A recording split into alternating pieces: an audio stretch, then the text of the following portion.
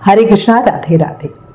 आज इस वीडियो में हम देवशयनी एकादशी की व्रत कथा सुनेंगे।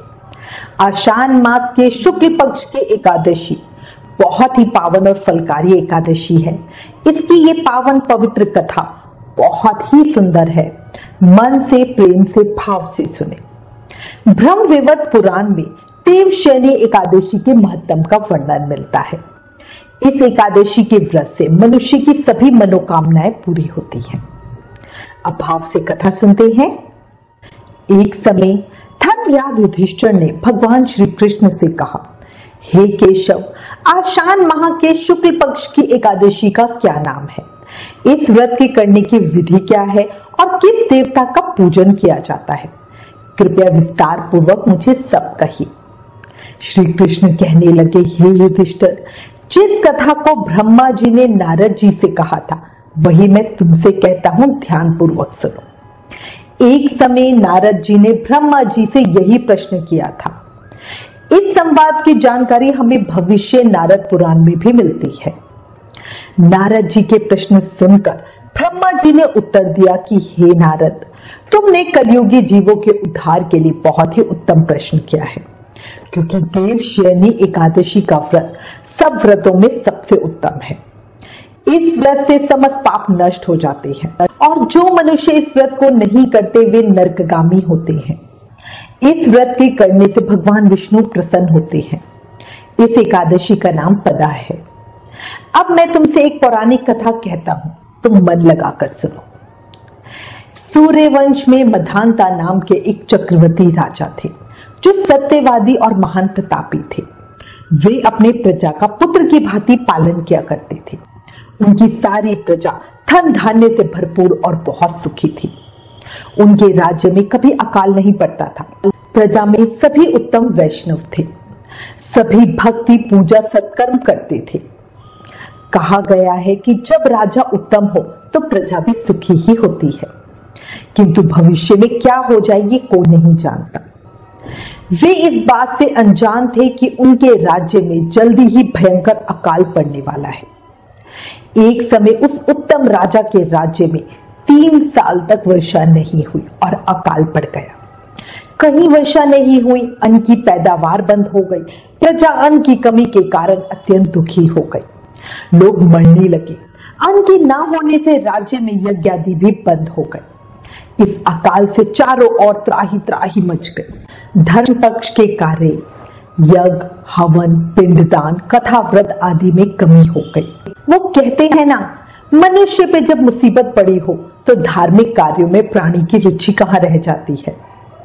एक दिन प्रजा के सभी लोग राजा के पास जाकर कहने लगे, हे राजा, सारी प्रजा त्राही त्राही पुकार रही है, क्योंकि समस्त विश्व की सृष्टि का कारण वर्षा है। वर्षा के अभाव से अकाल पड़ गया है और अकाल से प्रजा मर रही है। इसलिए हे राजन, कोई ऐसा उपाय बताओ जिससे प्रजा का कष्ट दूर हो। राजा मधांता कहने लगे, आप लोग ठीक कह रहे हैं। वर्षा से ही अन्न उत्पन्न होता है और आप लोग वर्षा ना होने से अत्यंत दुखी हो गए हैं। मैं आप लोगों के दुखों को समझता हूं। राजा के पापों के कारण ही प्रजा को दुख भोगना पड़ता है। मैं बहुत सोच विचार कर रहा हूं, फिर भी मुझे अपना कोई दोष दिखाई नहीं दे रहा। पर फिर भी मैं आप लोगों के दुखों को दूर करने के लिए जल्दी ही उत्तम यत्न करूंगा। ऐसा कहकर राजा मधांता भगवान की पूजा करने के बाद कुछ मुख्य आदमियों को साथ में लेकर वन की तरफ चल दिए। वह अनेक ऋषियों के आश्रम में भ्रमण करते हुए अंत में ब्रह्मा जी के पुत्र अंगिरा ऋषि के आश्रम में पहुंचे। वहां राजा ने घोड़े से उतरकर अंगिरा ऋषि को प्रणाम किया। मुनि ने राजा को आशीर्वाद देने के बाद उनसे आश्रम में आने का कारण पूछा। राजा ने हाथ जोड़कर विनीत भाव से कहा, हे भगवान, सब प्रकार से धर्म पालन करने पर भी मेरे राज्य में अकाल पड़ गया। इससे प्रजा अत्यंत दुखी है। राजा के पापों के प्रभाव से ही प्रजा को कष्ट होता है, ऐसा शास्त्रों में कहा गया है। जब मैं धर्मानुसार राज्य करता हूं तो मेरे राज्य में अकाल कैसे पड़ गया, इसके कारण का पता मुझको अभी तक नहीं चल सका। अब मैं आपके पास इसी संदेह को दूर करने के लिए आया हूं। कृपया करके मेरे इस संदेह को दूर कीजिए। साथ ही मेरी प्रजा के कष्ट को दूर करने का कोई उपाय बताइए। राजा की बात सुनकर अंगीरा ऋषि आंखें बंद करके ध्यान करने लगे। फिर थोड़ी देर बाद उठे और कहने लगे, हे राजन, यह सतयुग सब युगों में उत्तम है। इसमें धर्म के चारों चरण सम्मिलित है, अर्थात इस युग में धर्म की सबसे अधिक उन्नति है। इस युग में केवल ब्राह्मणों को तपस्या करने का तथा वेद पढ़ने का अधिकार है, परंतु आपके राज्य में एक शूद्र तपस्या कर रहा है। उसकी योग्यता नहीं है, फिर भी मंत्र जाप कर रहा है। मंत्र जाप भी अशुद्ध कर रहा है। मांस का भक्षण करता है, फिर भी वेद मंत्रों का जाप करता है। इसी दोष के कारण आपके राज्य में वर्षा नहीं हो रही। इसलिए यदि आप प्रजा का भला चाहते हो तो उस शूद्र का वध कर दो। ऋषि के ऐसे वचन सुनकर राजा ने कहा, हे मुनि श्रेष्ठ, उस निरपराध तप करने वाले शूद्र को मैं नहीं मार सकता। किसी निर्दोष मनुष्य की हत्या करना मेरे नियमों के विरुद्ध है और मेरी आत्मा इसे किसी भी स्थिति में स्वीकार नहीं करेगी।